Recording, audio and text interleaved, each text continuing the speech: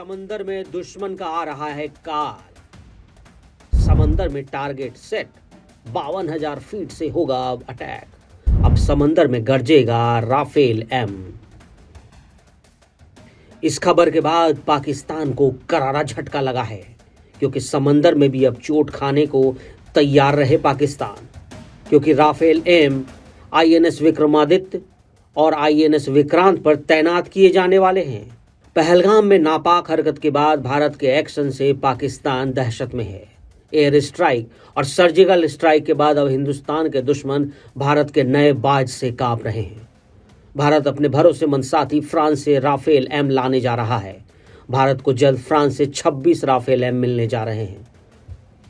अब भारत के दुश्मनों में सबसे ज्यादा दहशत इस बात से है कि भारत राफेल मरीन विमानों की तैनाती अपने ताकतवर युद्धपोत में से एक आईएनएस विक्रांत पर करने जा रहा है।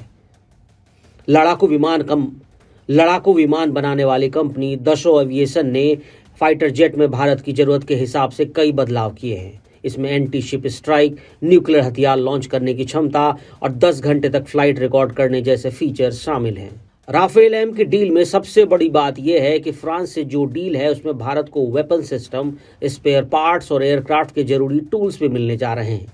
इसकी मदद से नौसेना समंदर में देश के चारों तरफ अदृश्य कवच बना सकेगी।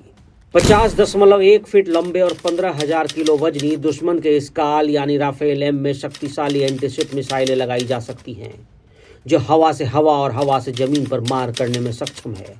ये फाइटर जेट पनडुब्बियां खोज कर ध्वस्त करने वाले विशेष रडार से लैस है। खास बात यह है कि राफेल एम के बीच हवा में ही रिफ्यूलिंग की जा सकती है। फ्यूल कैपेसिटी की बात करें तो इसमें 11,000 किलोग्राम फ्यूल भरा जा सकता है, जिससे ये ज़्यादा देर तक हवा में रह सकता है। ये सिंगल और डबल सीटर विमान 52,000 फीट की ऊंचाई तक जा सकता है। इसकी 2205 किलोमीटर प्रति घंटे की रफ्तार से दुश्मनों की रातों की नींद उड़ जाएगी।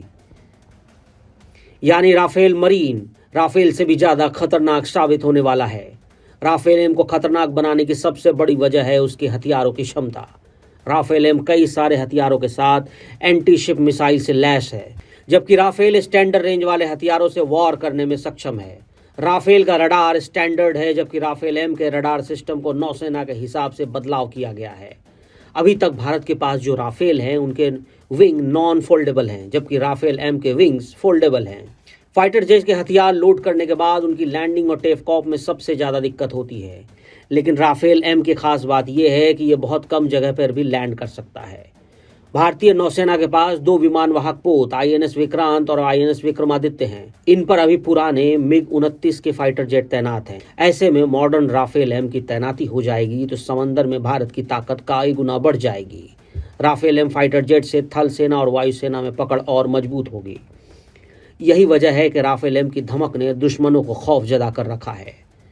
अब पाकिस्तान के पास जो फाइटर जेट्स हैं उनमें ज़्यादातर चीन के हैं। चीन ने अपनी 5वीं पीढ़ी के J-20 फाइटर जेट्स को फिलहाल नौसेना में तैनात नहीं किया है और ना ही वो पाकिस्तान को दिया है।